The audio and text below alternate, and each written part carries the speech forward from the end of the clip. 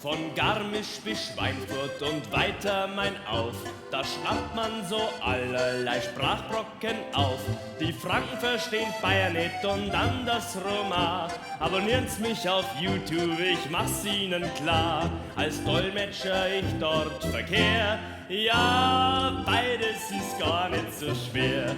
Ja, beides ist gar nicht so schwer. Ich beginn gleich mit Fränkisch, hast die Franken sind roh. A Semmel sind Weggler und Abbott heißt Klo. A Waggeler, das waggelt schon recht in die Knie. Ich hab ein Ei übrig, hast die hohe Ei-Ü.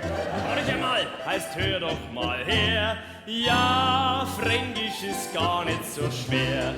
Ja, Fränkisch ist gar nicht so schwer. Spucke ist Spotzen und Schade ist Schot. Aus Kartoffeln macht man an Botaggensalat. Der Mann ist der Mond, die Frau ist die Frau. Ein Schaf ist ein Betzer und ein Schwein ist eine Sau. Das stimmt frei, heißt Alter, ich schwör. Ja, Fränkisch ist gar nicht so schwer. Ja, Fränkisch ist gar nicht so schwer. Und das Bayerische auch nicht. Geblotterter Kurmhorst, du Kahlkopf, komm her. Mei, bist du wampert, Horst, Mensch, bist du schwer.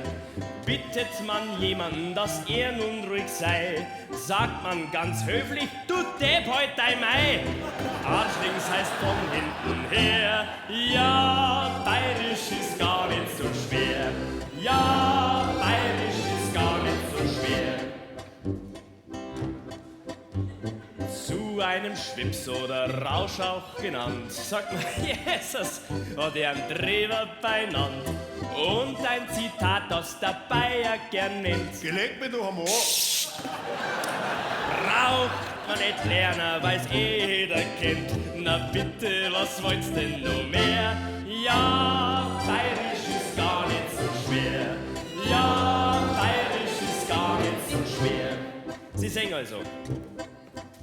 Ob Rami, ob Bubbel, ob Füll oder Pfui, ob Gickerl, ob Kicher, ob Stoll oder Stui.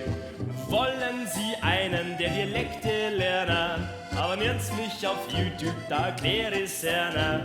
Servusler und habe die Ehr. Ja, bayerisch ist gar nicht so schwer und fränkisch auch nicht so sehr.